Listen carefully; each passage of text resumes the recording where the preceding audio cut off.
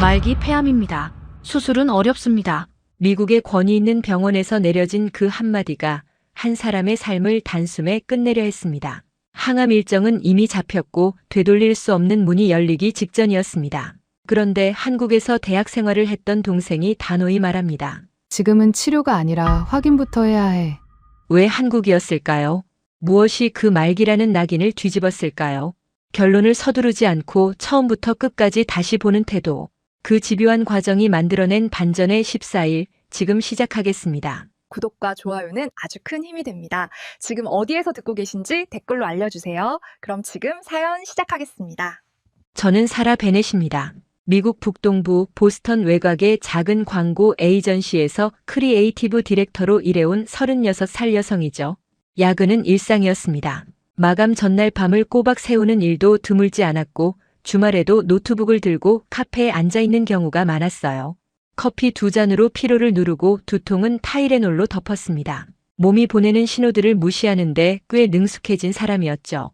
그 능숙함이 오랫동안 저를 지켜준다고 믿었는데 결국 그 능숙함이 문제였습니다. 기침쯤은 대수롭지 않게 넘겼어요.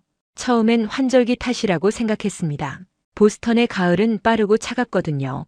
10월이 채 지나기도 전에 바람이 칼날처럼 뺨을 치고 아침 저녁으로 기온차가 10도 가까이 벌어지는 곳이에요. 그 도시에서 10년을 살았으면서도 매년 가을이면 몸이 먼저 탈이 났습니다. 그래서 이번에도 그러려니 했어요. 그 다음엔 스트레스 탓이라고 했습니다. 담당 내과 의사도 처음엔 같은 말을 했어요. 기관지가 예민해진 것 같다. 충분히 쉬면 나아질 거라고. 흡입기를 처방해줬고 저는 그걸 가방 속에 넣고 다니며 기침이 심할 때마다 쓰다듬듯 꺼냈습니다. 하지만 기침은 잦아들지 않았습니다. 밤마다 이어졌고 이른 아침에도 계속됐어요.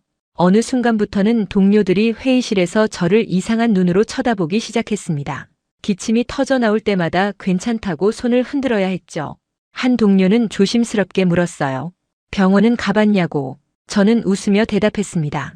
가봤다고 별거 아니라고. 그 기침이 석 달을 넘겼습니다. CT 촬영을 하기로 한 건 담당이가 처음 권유한 지 2주가 지나서였어요. 저는 그 사이에도 마감을 3개 넘겼고 클라이언트 미팅을 5번 소화했습니다. 일정을 뒤로 미룰 수가 없었어요. 아니, 미루고 싶었는지도 모릅니다. 결과가 나오면 외면할 수 없어지니까요. 검사실은 차가웠습니다. 거대한 흰 기계 안으로 들어가 숨을 참으라는 지시에 따르면서 저는 그저 별일 없겠지 하고 생각했어요. 천장을 바라보며 마감 중인 캠페인 카피를 머릿속으로 다듬었습니다. 이 악물고 일상을 붙드는 방식으로 불안을 눌렀죠. 오래 기다리지 않았습니다. 사흘 뒤 진료실에서 담당인은 모니터 화면을 제 쪽으로 돌려 보여줬어요. 흐릿한 회색 영상 위에 하얀 점들이 여러 개 찍혀 있었습니다. 점들은 생각보다 많았어요. 한두 개가 아니었습니다. 다발성 결절입니다. 전이성 폐암 가능성이 큽니다. 가능성이라는 단어는 짧았지만 그 다음 문장은 단정에 가까웠습니다. 의사는 이미 다음 단계를 이야기하고 있었어요. 항암 스케줄, 종양내과 전문의 연결, 보험사에 제출할 서류 목록. 목소리는 차분했고 설명은 조각조각 논리적이었습니다. 저는 그 자리에서 이미 말기 환자가 되어 있었어요. 설명은 빈틈이 없었습니다. 영상 소견, 림프절 비대, 조직 일부에서 확인된 비정형 세포. 모든 것이 하나의 화살표처럼 같은 방향을 가리키고 있었죠. 저는 메모지에 단어들을 받아 적었습니다. 손이 떨렸는지도 몰랐어요. 나중에 보니 글씨가 평소와 달리 삐뚤어져 있었습니다. 하지만 이상했습니다. 통증이 없었어요. 체중 감소도 미미했고 기침은 있었지만 숨이 찰 만큼 심각하지는 않았습니다. 광고 기획자로 살아오면서 저는 수많은 의료 캠페인을 다뤄왔어요. 암 조기 검진 캠페인, 폐암 예방 공익 광고, 항암제 브랜드 론칭 프레젠테이션. 폐암이 어떤 병인지, 전이가 되면 몸이 어떻게 반응하는지 어느 정도는 알고 있었습니다. 물론 저는 의사가 아니에요. 하지만 제 몸이 보내는 신호와 화면 속 설명 사이에 어딘가 어긋나는 느낌이 있었습니다. 그 느낌을 표현할 언어가 없었고 표현한다 해도 전문의 앞에서 꺼낼 용기가 없었어요. 그럼에도 항암 일정은 빠르게 잡혔습니다. 저는 동의서에 서명했어요. 그날 밤 서울에 살고 있는 여동생 리아에게 전화했습니다. 담담하게 설명하려 했지만 말이 자꾸 끊겼어요. 숨을 고르며 CT 결과를 전했고 항암 날짜가 잡혔다고 말했습니다. 리아는 바로 대답하지 않았어요. 긴 침묵이 전화선 너머를 가득 채웠습니다. 그리고 조용한 목소리로 한마디가 왔어요. 언니 너무 빠르다. 그 한 문장이 마음 어딘가에 걸렸습니다. 너무 빠르다. 빠른 게 잘못인가요? 폐암은 시간과 싸우는 병이라고 의사가 말했고 저도 그 말을 믿었습니다. 그런데 왜 리아의 그 말이 귓가에서 자꾸 맴돌았을까요? 동의서에 서명한 펜의 감촉이 아직 손끝에 남아있는 것 같았어요. 그날 밤 저는 오랫동안 천장을 바라보다가 처음으로 이런 생각을 했습니다. 어쩌면 나는 아직 질문을 다 끝내지 않은 것일지도 모른다고. 그리고 그 질문을 끝내지 않은 채 항암실 문을 열면 다시는 되돌아올 수 없을 것 같다는 두려움이 가슴 한복판을 짓눌렀습니다. 리아는 어떤 근거로 그런 말을 한 걸까요? 그것이 궁금해서 저는 끝내 잠들지 못했습니다. 리아는 저보다 3살 어립니다. 33이에요. 어릴 때부터 눈썰미가 유난했던 아이였죠. 제가 감기에 걸리면 어머니보다 먼저 알아채고 제가 슬플 때도 아무 말 않고 옆에 와 앉는 그런 아이였습니다. 말보다 먼저 몸이 반응하는 사람이었어요. 자라면서도 그 눈은 변하지 않았습니다.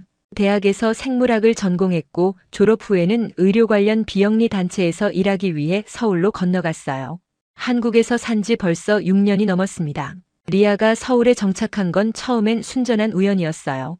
교환학생 프로그램으로 처음 갔다가 그 나라의 속도에 반해버렸다고 했습니다. 의료 시스템, 건강검진 문화, 병원이 환자를 대하는 태도, 미국과는 다른 방식으로 사람의 몸을 들여다보는 그 꼼꼼함이 좋았다고 했어요. 대형 병원에서 영상 판독이 이루어지는 방식, 의심소견에 대해 한 번 더 확인하는 절차들. 저는 그 말을 반쯤 흘려들었습니다. 동생이 낯선 나라에서 자기만의 세계를 만들어가는 이야기라고만 생각했거든요. 그 경험이 훗날 제 목숨과 이어질 줄은 꿈에도 몰랐습니다. 항암 첫 주기가 시작되기 나흘 전이었어요. 리아가 갑자기 화상통화를 요청했습니다. 얼굴이 보고 싶다고 했어요. 저는 머리카락이 빠지기 전 마지막 주말을 보내고 있었습니다. 통화를 연결하자마자 리아는 인사도 없이 물었어요. 언니 CT 영상 파일 나한테 보내줄 수 있어? 저는 잠시 멈췄습니다. 왜냐고 물었더니 리아는 그냥 한번 보고 싶다고 했어요. 의사는 아니지만 관련 공부를 꾸준히 해왔고 함께 일하는 방사선 전문가에게 비공식으로 보여줄 수 있을 것 같다고 했습니다. 저는 처음엔 웃어넘기려 했어요. 전문의가 본 거야. 미국 탑 병원에서. 리아는 반박하지 않았습니다. 그냥 기다렸어요. 말 대신 침묵을 내밀었죠. 그 침묵이 저를 움직였습니다. 결국 파일을 보냈어요. 다음 날 저녁 리아에게서 메시지가 왔습니다. 영상을 확대해서 오래 들여다봤다고 했어요. 정확한 판독은 전문가의 몫이지만 결절의 경계선이 마음에 걸린다고 했습니다. 악성 종양이라면 경계가 더 불규칙하고 주변 조직을 침범하는 형태를 보이는 경우가 많은데 영상 속 결절들은 그것과는 조금 다른 인상을 준다고 했어요. 저는 그 말이 무슨 의미인지 정확히는 이해하지 못했습니다. 하지만 리아가 꺼낸 단어 하나가 머릿속에 박혔어요. 언니, 이거 염증성 유가종이랑 헷갈릴 수 있는 패턴이야. 유가종. 저는 그 단어를 처음 들었습니다. 리아가 설명해줬어요. 유가종은 면역 반응으로 생기는 염증성 덩어리인데 CT 영상에서 결절처럼 보일 수 있다고 했습니다. 특히 다발성으로 나타날 경우 전이성 암과 혼동되는 사례가 드물지 않다고 했어요. 한국에서 비슷한 케이스를 의료진 곁에서 직접 들어봤다고 했습니다. 처음 암으로 판정받았다가 유가종으로 재진단된 사례였다고요. 저는 그 이야기를 들으며 손이 조금씩 차가워지는 걸 느꼈어요. 그 다음엔 혈액 수치 이야기가 나왔습니다. 리아는 제가 이전에 보내준 검사 결과지를 다시 꺼내봤다고 했어요. 염증 수치는 확실히 높았습니다. 하지만 암 표지자 수치는 극단적이지 않았어요. 완전히 정상 범위는 아니었지만 전이성 폐암 환자에게서 흔히 나타나는 수준과는 미묘하게 달랐습니다. 아주 작은 어긋남이었어요. 하나만 따로 보면 무시할 수 있는 차이였습니다. 그런데 영상 소견과 혈액 수치, 그리고 제 임상 증상을 나란히 놓고 보면 이야기가 달라진다고 했어요. 리아는 그 작은 틈을 놓지 않았습니다. 언니, 한국 가자. 저는 침묵했습니다. 항암이 나흘 앞으로 다가와 있었어요. 일정을 미룬다는 게 현실적으로 가능한 이야기인지 몰랐습니다. 폐암은 시간이 곧 생존율과 직결된다는 걸 저도 알고 있었으니까요. 담당인은 이미 충분한 검토 끝에 진단을 내렸다고 했고 그 말을 의심할 만한 의학적 근거를 저는 갖고 있지 않았습니다. 하지만 이상하게도 마음 한구석이 계속 불편했어요. 공포와는 다른 불편함이었습니다. 뭔가를 확인하지 않은 채로 문을 닫는 것 같은 느낌. 그 느낌이 자꾸 발목을 잡았어요. 리아는 더 이상 설득하지 않았습니다. 조용히 한마디만 했어요. 나는 언니가 확인하고 결정했으면 해. 그게 전부야. 그 말이 오래 남았습니다. 설득이 아니었어요. 강요도 아니었습니다. 그저 한 사람이 다른 사람을 위해 눈을 크게 뜨고 있는 것. 리아는 그 눈으로 저를 보고 있었고 저는 그 눈을 외면할 수가 없었어요. 과연 리아의 눈이 옳은 걸까요? 아니면 저는 두려움 앞에서 희망을 붙잡으려는 걸까요? 그 답을 찾지 못한 채 저는 보스턴행 병원 일정을 취소하고 서울행 티켓을 검색하기 시작했습니다. 서울행을 결정하고 나서 처음 한 일은 가족에게 전화하는 것이었습니다. 어머니는 잠시 침묵하셨다가 조용히 물으셨어요. 한국에 가서 뭘 어떻게 하겠냐고. 목소리에 걱정이 배어 있었지만 그 안에는 다른 감정도 섞여 있었습니다. 이미 진단이 났는데 왜 또 다른 곳을 찾아가느냐는 의문이었어요. 어머니는 늘 권위를 존중하는 분이셨습니다. 의사가 말하면 그게 옳은 것이고 병원이 정한 일정이면 따르는 것이 맞다고 믿으셨어요. 그 믿음이 틀린 것은 아니었습니다. 어머니 세대에서 그 믿음은 오히려 지혜에 가까웠으니까요. 하지만 저는 그 믿음을 그대로 따를 수가 없었습니다. 아직 확인하지 못한 것이 남아 있었으니까요. 그 확인되지 않은 무언가가 자꾸 발목을 잡았습니다. 어머니께 그 감각을 설명하려 했지만 말이 되기 전에 자꾸 흩어졌어요. 아버지는 더 단호하셨습니다. 미국 최고 병원에서 본 거잖아. 괜히 시간 끌지 마라. 그 말은 짧았지만 무거웠어요. 폐암은 시간과 싸우는 병입니다. 저도 알고 있었어요. 매일 하루가 아깝다는 걸, 지체하는 것이 위험할 수 있다는 걸. 아버지의 말은 논리적으로 맞는 말이었습니다. 그래서 더 흔들렸어요. 반박하기 어려운 말이 오히려 사람을 더 깊이 흔드는 법이거든요. 저는 전화를 끊고 한참 동안 창밖을 바라봤습니다. 보스턴의 11월은 잿빛이었어요. 나무들은 모두 잎을 떨궈내고 있었고 하늘은 납처럼 낮게 눌려 있었습니다. 그 풍경이 이상하게 제 속마음처럼 느껴졌어요. 비어있고 차갑고 방향을 잃은 것 같은. 남자친구 마이클도 비슷한 반응이었습니다. 그는 IT 업계에서 일하는 사람이에요. 데이터와 수치를 신뢰하고 검증된 시스템을 믿는 사람이죠. 미국 최고 의료기관에서 나온 진단서, 전문의의 소견, 조직 검사 결과. 그것들을 무시하고 낯선 나라의 병원을 찾아간다는 게 그에게는 도저히 납득이 되지 않았습니다. 그는 저를 사랑하기 때문에 반대했어요. 사랑에서 비롯된 반대라는 게 더 어려웠습니다. 화를 낼 수도 없고 그렇다고 고개를 끄덕일 수도 없었으니까요. 그와의 대화는 결국 긴 침묵으로 끝났습니다. 사라, 이건 감정으로 결정할 문제가 아니야. 그 말이 오랫동안 귓가에 맴돌았습니다. 감정으로 결정한다고 생각하는 걸까요? 저는 그렇게 생각하지 않았어요. 저는 질문을 하고 싶었던 겁니다. 아직 닫히지 않은 질문에 대한 답을 구하고 싶었던 거였어요. 리아가 말한 것처럼 확인하는 것이 지연은 아니라는 생각이 들었습니다. 하지만 그 차이를 설명하는 게 쉽지 않았어요. 감정과 직관의 경계를 언어로 표현하기란 쉬운 일이 아니거든요. 가족들의 반대는 저마다 근거가 있었습니다. 저를 걱정하기 때문이었고 빠른 치료가 최선이라는 믿음 때문이었어요. 그 마음을 탓할 수 없었습니다.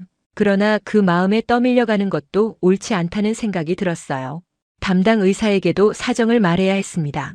진료실에서 항암 일정을 미루겠다고 했을 때 의사는 잠시 펜을 내려놓았어요. 그리고 천천히 말했습니다.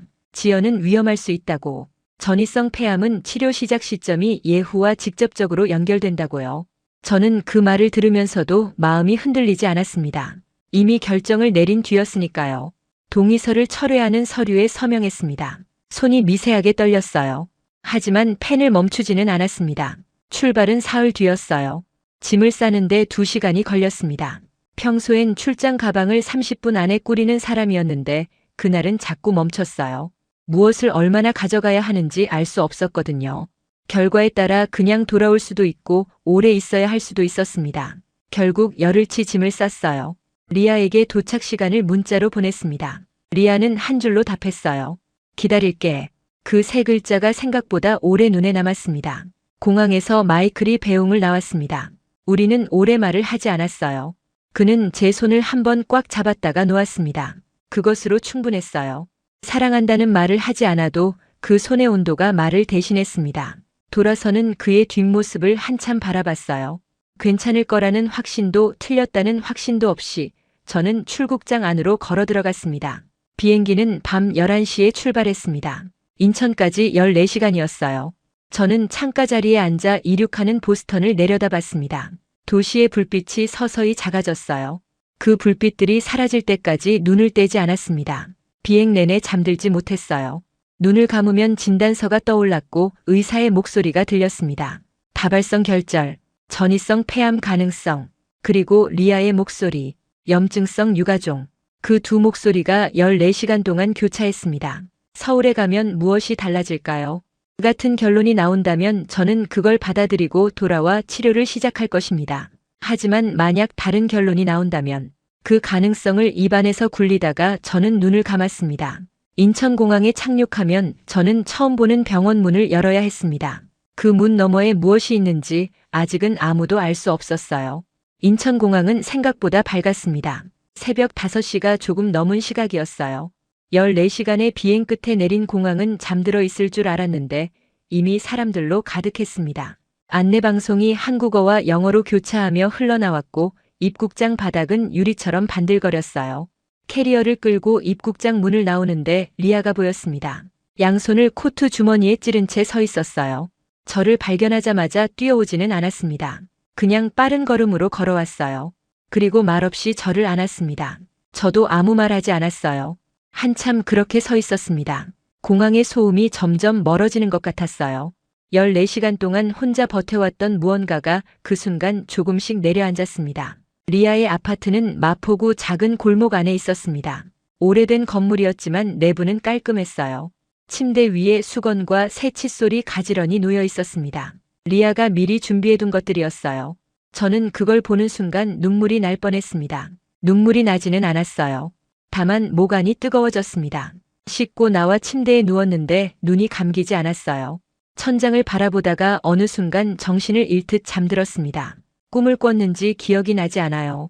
눈을 떴을 때 창밖은 이미 어두웠고 리아가 부엌에서 무언가를 끓이고 있었습니다. 낯선 냄새였어요. 하지만 따뜻한 냄새였습니다.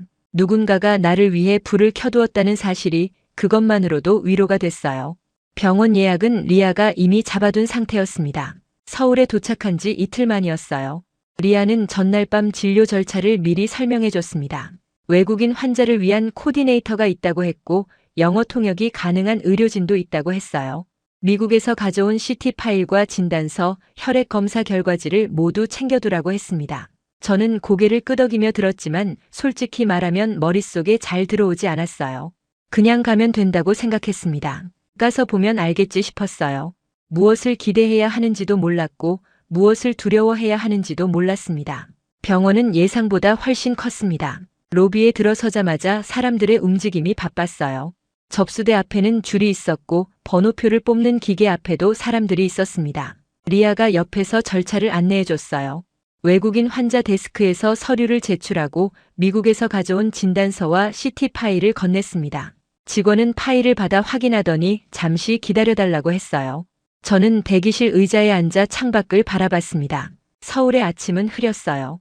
낮은 구름이 도시 위를 덮고 있었고 빗방울이 유리창을 타고 흘러내렸습니다. 저는 그 빗줄기를 멍하니 바라보며 보스턴의 담당이를 생각했어요. 그가 틀렸다고 생각한 게 아니었습니다. 다만 확인하고 싶었어요. 그것뿐이었습니다. 담당 의사는 40대 중반으로 보이는 남성이었어요. 진료실에 들어서자 그는 자리에서 일어나 악수를 건넸습니다. 그리고 자리에 앉더니 미국에서 가져온 진단서를 펼쳤어요. 서두르지 않았습니다. 한 장 한 장 천천히 읽었어요. 표정 변화는 거의 없었습니다. 중간에 무언가를 메모했고 2번 되돌아가 같은 페이지를 다시 읽기도 했어요. 저는 그 시간이 길게 느껴졌습니다. 아무 말도 없이 서류만 읽는 그 침묵이 불안하기도 했고 이상하게 안심이 되기도 했어요. 적어도 이 사람은 처음부터 다시 보고 있구나 싶었거든요. 서류를 다 읽고 난 뒤 그가 말했습니다.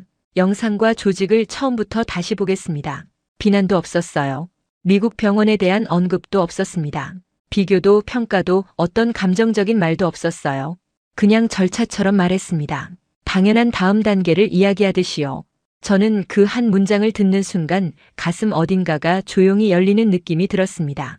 처음으로 누군가가 제 이야기를 닫지 않고 다시 펼쳐보겠다고 말하는 것 같았거든요. 그것만으로도 충분했어요. 추가 검사들이 이어졌습니다. 추가 조직 채취가 먼저였어요. 미국에서 가져온 조직 샘플을 재분석하는 동시에 서울에서 새로 채취하는 절차도 진행됐습니다. 특수 염색 패널을 확대 적용한다고 했어요. 결핵균 검사, 진균 감염 여부 확인, 면역 반응 분석까지 포함됐습니다. 의사는 각 단계를 설명할 때 천천히 또렷하게 말했어요. 리아가 통역할 필요가 없었습니다. 영어로 충분히 이해할 수 있었어요. 오히려 미국에서 진단을 받을 때보다 훨씬 더 자세한 설명이었습니다. 서두름이 없었어요. 빠르면서도 성급하지 않았습니다. 검사가 끝나고 복도를 걸어 나오는 길에 리아가 물었어요. 어때? 저는 잠시 생각하다가 대답했습니다. 모르겠어. 근데 이상하게 덜 무서워. 리아는 고개를 끄덕였어요. 더 말하지 않았습니다. 그것으로 충분한 대화였어요. 병원 복도는 길었고 창문으로 서울의 낮이 들어오고 있었습니다. 저는 그 빛을 맞으며 걸었어요. 마치 한 조각씩 퍼즐을 다시 맞추기 시작하는 느낌이었습니다. 아직 결과는 나오지 않았고 결과가 무엇이든 달라지는 건 없을 수도 있었습니다. 하지만 처음으로 숨을 길게 내쉴 수 있었어요. 그날 밤 저는 오랜만에 깊이 잠들었습니다. 결과를 기다리는 밤이 이렇게 고요할 수 있다는 게 낯설었어요. 그 고요함이 축복인지 폭풍 전인지는 결과지가 나오는 날이 되어야만 알 수 있었습니다. 결과가 나오기까지 나흘이 걸렸습니다. 나흘이라는 시간이 그렇게 길게 느껴진 적이 없었어요. 보스턴에서 일할 때는 하루가 어떻게 지나가는지 모를 만큼 바빴습니다. 마감과 미팅과 수정 요청이 시간을 집어삼켰거든요. 그런데 서울에서의 나흘은 달랐어요. 할 수 있는 게 없었습니다. 기다리는 것 외에는요. 리아는 낮 동안 출근했고 저는 아파트에 혼자 남겨졌습니다. 처음 이틀은 잠을 자거나 천장을 바라보며 보냈어요. 세 번째 날에는 리아의 동네를 혼자 걸었습니다. 골목마다 작은 가게들이 있었고 사람들은 바쁘게 움직였어요.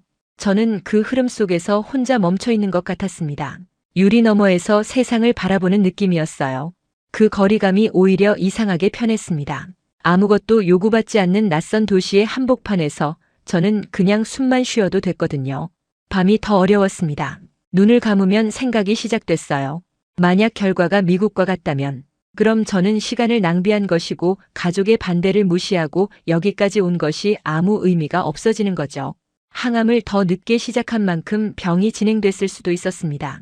그 생각이 밤마다 파고들었어요. 반대로 결과가 다르다면, 그렇다면 나는 암이 아니라는 건데 그 말을 어떻게 받아들여야 할지 몰랐습니다.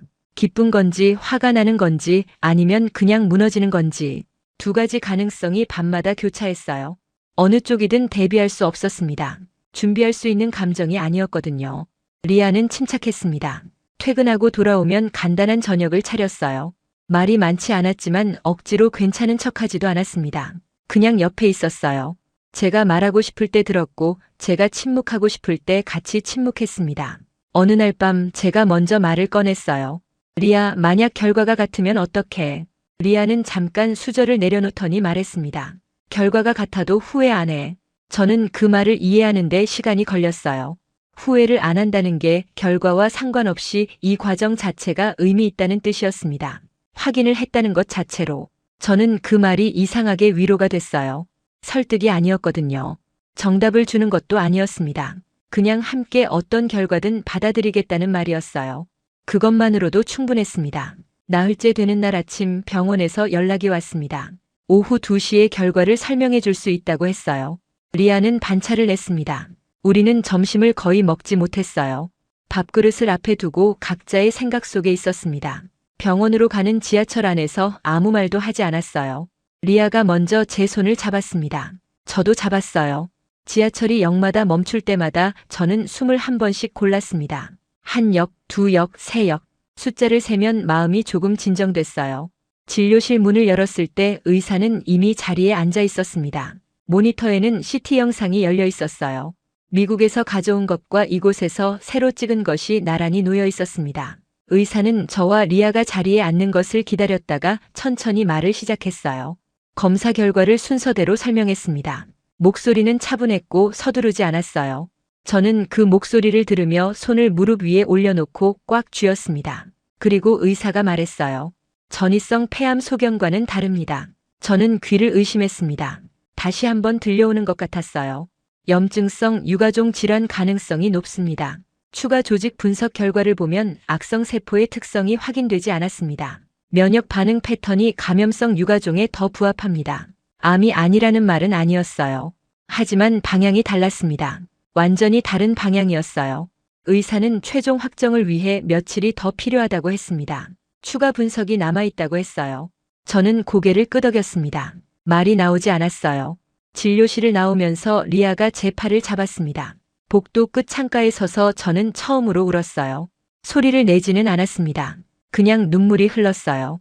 무엇 때문인지 정확히 알 수 없었습니다. 안도인지 분노인지 아니면 그냥 오랫동안 참아온 것들이 한꺼번에 터져 나오는 건지. 리아는 아무 말도 하지 않았어요. 그냥 옆에 있었습니다. 서울의 오후 햇살이 창을 통해 들어오고 있었어요. 기다리는 나흘 동안 제대로 보지 못했던 햇빛이었습니다. 그리고 사흘 뒤 최종 결과가 나왔습니다. 암이 아니었어요. 만성 염증성 유가종. 항암이 아니라 스테로이드 치료가 필요한 상태였습니다. 의사는 차분하게 설명했어요. 치료 방향이 완전히 달라진다고 했습니다. 저는 그 말을 들으며 제가 붙잡고 있던 말기라는 단어가 그 자리에서 무너지는 걸 느꼈어요. 오랫동안 저를 짓누르고 있던 것이 쓰러지는 느낌이었습니다. 그런데 이상하게도 기쁨보다 먼저 찾아온 건 분노였어요. 조용하고 서늘한 분노였습니다. 항암 동의서에 서명했던 그날 펜을 쥔 손이 떠올랐어요. 그 분노가 어디를 향해야 하는 건지, 그리고 이 진실을 알게 된 뒤 나는 어떻게 살아가야 하는 건지 저는 아직 알지 못했습니다. 결과를 받아들이는데 생각보다 시간이 걸렸습니다. 암이 아니라는 말은 좋은 소식이었어요. 누가 봐도 그랬습니다. 리아는 안도했고 어머니께 전화를 드렸을 때 어머니는 한참 동안 말을 잇지 못하셨어요. 마이클에게서는 문자가 왔습니다. 짧았지만 그 안에 담긴 감정이 느껴졌어요. 다행이라고, 정말 다행이라고. 저는 그 문자를 읽고 잠시 화면을 바라봤습니다. 다행이라는 말이 맞았어요. 틀린 말이 아니었습니다. 그런데 다행이라는 감정이 제게 오는 데는 시간이 걸렸어요. 먼저 오는 건 다른 것들이었거든요. 몸이 떨렸습니다. 최종 결과를 들은 날 밤 리아의 아파트 침대에 누워서 저는 천장을 바라봤어요. 암이 아니에요. 그 말을 속으로 몇 번이나 되풀이했습니다. 암이 아니에요. 그런데 그 말이 현실로 느껴지는데 시간이 걸렸어요. 몸이 기억하고 있었거든요. 말기 환자라는 단어를 처음 들었던 날의 감각을, 진료실 모니터에 찍힌 하얀 점들을, 동의서에 서명하던 손의 감각을, 머리카락이 빠질 것을 각오했던 그 순간을. 결과 하나가 바뀐다고 해서 그 기억들이 곧장 지워지는 건 아니었습니다. 몸이 기억한 것들은 더 느리게 사라졌어요. 되돌릴 수 없는 것들이 있었습니다. 항암 동의서에 서명했어요. 치료 일정을 잡았고 직장에 장기 휴직계를 냈습니다. 마이클에게 모든 것을 이야기했고 어머니는 그 주에 잠을 거의 못 주무셨다고 했어요. 아버지는 입을 굳게 닫으셨다고 했습니다. 가족들이 겪은 공포, 제가 겪은 공포, 말기 환자라는 이름표를 달고 살았던 그 시간들, 그것들은 되돌릴 수 없었어요. 결과가 달라졌다고 해서 그 시간이 없었던 일이 되는 건 아니었습니다. 그게 분노의 이유였어요. 누구에게 향해야 할지 모를 조용하고 서늘한 분노였습니다. 다음 날 아침 담당 의사와 마지막 면담이 있었어요. 의사는 스테로이드 치료 계획을 설명했습니다. 염증성 유가종의 경우 스테로이드가 1차 치료제라고 했어요. 경과를 보면서 용량을 조정해 나갈 수 있다고 했습니다. 예후는 나쁘지 않다고 했어요. 저는 설명을 듣다가 조심스럽게 물었습니다. 미국의 진단이 어떻게 이렇게 달라질 수 있느냐고. 의사는 잠시 말을 고르는 것 같았어요. 그리고 말했습니다. 영상상 구분이 어려운 경우가 있습니다. 다발성 결절은 전이성 암과 유가종성 질환이 CT 영상에서 유사하게 보일 수 있어요. 미국 의료진의 판단이 틀렸다기보다는 추가 감별 과정이 더 필요했던 케이스라고 보는 게 맞습니다. 비난이 없었어요. 그 말에는 품격이 있었습니다. 미국 의사를 탓하지 않았고 한국 의료가 우월하다는 말도 하지 않았어요. 그저 케이스를 설명했습니다. 의학의 한계를 인정하면서도 그 한계 앞에서 멈추지 않는 것. 저는 그 태도가 오히려 많은 것을 말해준다고 느꼈어요. 제가 서울까지 와서 찾고자 했던 것이 바로 이런 태도였는지도 몰랐습니다. 면담을 마치고 병원 로비로 내려오면서 저는 생각했어요. 의료의 차이는 기술이 아니라 태도에 있었습니다. 확정 전에 닫지 않는 것, 가능성을 한 칸 더 열어두는 것, 미국 병원이 나쁜 곳이 아니었어요. 훌륭한 의사들이 있었고 논리적인 절차가 있었습니다. 하지만 그 절차 안에서 어느 순간 질문이 멈췄어요. 영상이 가리키는 방향으로 너무 빠르게 결론이 닫혔습니다. 그리고 그 닫힌 결론이 저를 거의 다른 사람으로 만들 뻔했어요. 암 환자로, 말기 환자로, 돌이킬 수 없는 치료를 받은 사람으로, 위험한 건 오진 자체가 아니라는 걸 깨달았습니다. 질문이 멈추는 순간이 위험한 거였어요. 의사도 환자도 가족도 누구든 질문을 멈추는 순간 그 자리에서 이야기가 닫힙니다. 저는 그 순간을 거의 지나쳐버릴 뻔했어요. 리아가 아니었다면, 그 작은 어긋남을 놓지 않았던 리아의 눈이 아니었다면 저는 닫힌 이야기 안에서 필요하지 않은 치료를 받고 있었을 겁니다. 몸이 감당하지 않아도 될 것들을 견디며 그 생각이 로비의 긴 복도를 걸어 나오는 내내 머릿속을 떠나지 않았어요. 리아와 병원 앞 카페에 앉았습니다. 창밖으로 서울의 오후가 흘러가고 있었어요. 직장인들이 빠르게 걷고 있었고 아이를 데리고 나온 부모들이 느리게 걸었습니다. 어떤 사람은 전화를 하며 웃었고 어떤 사람은 고개를 숙이고 걸었어요. 각자의 하루를 살고 있었습니다. 저는 그 풍경을 바라보다가 리아를 봤어요. 리아는 창밖을 보고 있었습니다. 저는 커피잔을 내려놓고 말했어요. 고마워. 리아가 고개를 돌렸습니다. 그리고 웃었어요. 말없이 그냥 웃었습니다. 그 웃음 안에 많은 것이 담겨 있었어요. 수고했다는 말도 잘됐다는 말도 처음부터 알고 있었다는 말도 없었습니다. 그냥 웃음이었어요. 그것으로 충분했습니다. 보스턴으로 돌아가면 저는 다시 같은 책상에 앉을 것이고 같은 커피를 마실 것이었어요. 하지만 무언가는 달라져 있을 것이었습니다. 그 달라짐이 무엇인지 돌아가서야 비로소 알게 될 것 같았어요. 스테로이드 치료를 시작한 지 열흘이 지났습니다. 몸이 달라지기 시작했어요. 가장 먼저 느낀 건 기침이었습니다. 3달 넘게 저를 괴롭혀온 기침이 조금씩 잦아들었어요. 처음엔 착각인가 싶었습니다. 아침에 눈을 뜨고 잠시 기다려봤어요. 기침이 나오지 않았습니다. 그 고요함이 낯설었어요. 너무 오랫동안 기침과 함께 하루를 시작했거든요. 사흘이 지나고 닷새가 지나도 기침은 돌아오지 않았습니다. 그제야 믿기 시작했어요. 이게 내 몸이 원래 있어야 할 상태였구나 싶었습니다. 기침이 없는 아침이 당연한 것이었는데 저는 그 당연함을 너무 오래 잊고 살았어요. 작은 것들이 얼마나 소중한지 잃어봐야 안다는 말이 비로소 몸으로 이해됐습니다. 체력도 돌아왔습니다. 리아의 아파트 근처 작은 공원을 함께 걷기 시작했어요. 처음엔 15분이 전부였습니다. 그것만으로도 숨이 찼어요.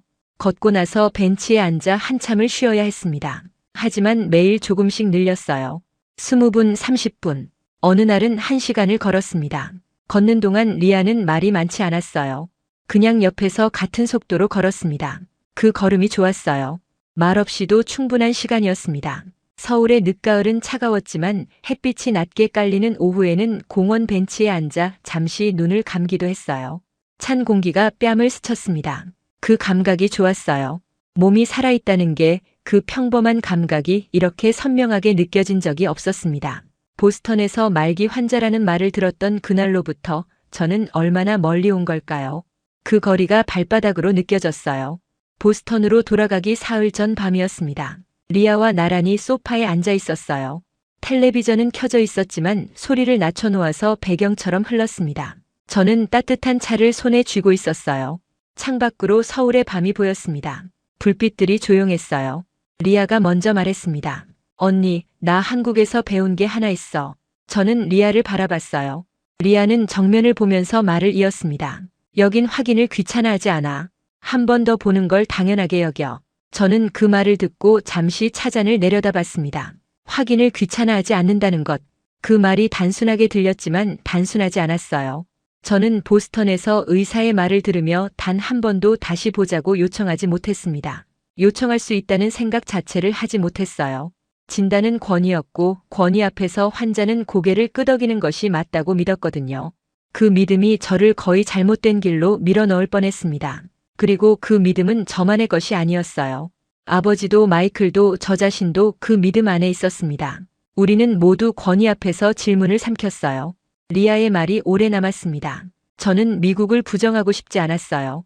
미국에도 훌륭한 의사들이 있었고 뛰어난 의료 시스템이 있었습니다. 제 담당의도 최선을 다했을 거라고 생각했어요. 다만 그 시스템 안에서 저는 질문하는 법을 배우지 못했습니다. 환자는 묻고 의사는 답한다는 구조를 당연하게 여겼어요. 하지만 그게 전부가 아니었습니다. 환자도 의심할 권리가 있었어요. 다시 보자고 요청할 권리가, 두 번째 의견을 구할 권리가, 그 권리를 행사하는 게 의사를 불신하는 것이 아니라는 걸 이제는 알았습니다. 권위를 존중하되 확신을 맹신하지 않는 것, 그 차이가 때로는 삶과 죽음을 가르기도 한다는 걸 이제는 머리가 아니라 몸으로 알고 있었어요. 그리고 저는 리아를 생각했습니다.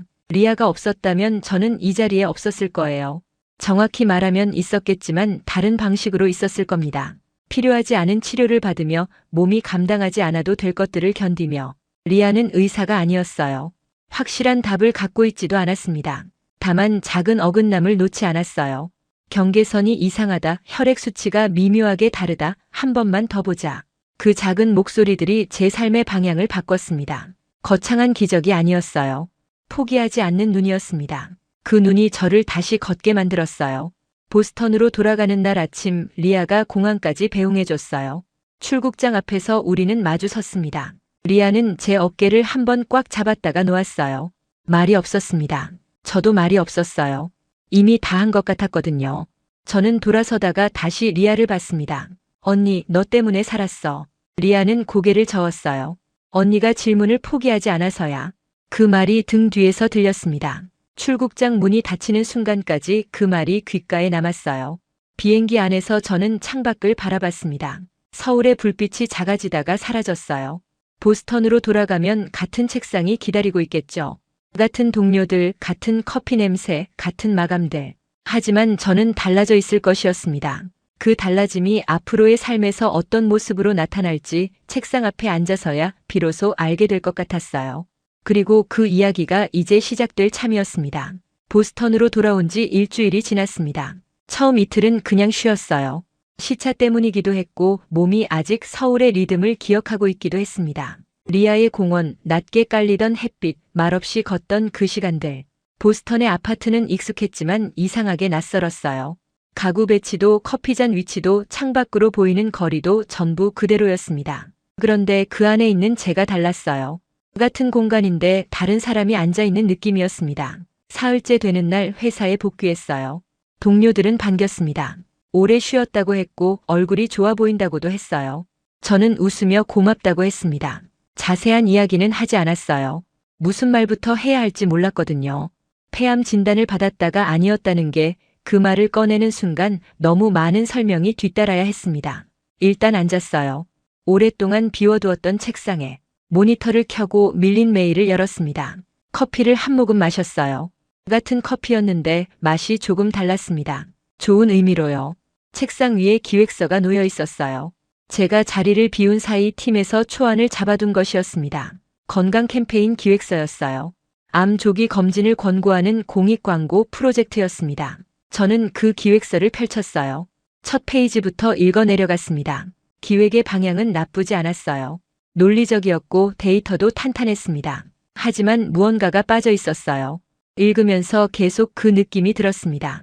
조기 검진을 받으라는 메시지는 있었지만 그 다음이 없었어요. 진단을 받은 뒤에 환자가 무엇을 할 수 있는지 질문할 권리가 있다는 것. 두 번째 의견을 구하는 것이 선택이 아니라 당연한 과정이라는 것. 그 이야기가 빠져 있었습니다. 팀 회의에서 수정 방향을 제안했습니다. 저는 조기 검진 메시지를 살리되 환자의 권리에 대한 이야기를 함께 담자고 했어요. 진단은 시작이지 끝이 아니라는 것. 두 번째 의견을 구하는 것이 의사를 불신하는 행위가 아니라 스스로를 지키는 행위라는 것. 팀원들은 처음엔 조심스러워했습니다. 의료계를 자극할 수 있다는 우려도 나왔어요. 저는 고개를 끄덕이면서도 물러서지 않았습니다. 저는 이 캠페인의 타깃이 될 뻔한 사람이에요. 그 한마디가 회의실을 조용하게 만들었습니다. 저는 담담하게 이야기했어요.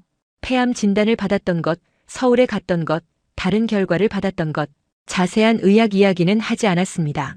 다만 그 경험이 이 기획서와 연결된다는 것을 말했어요.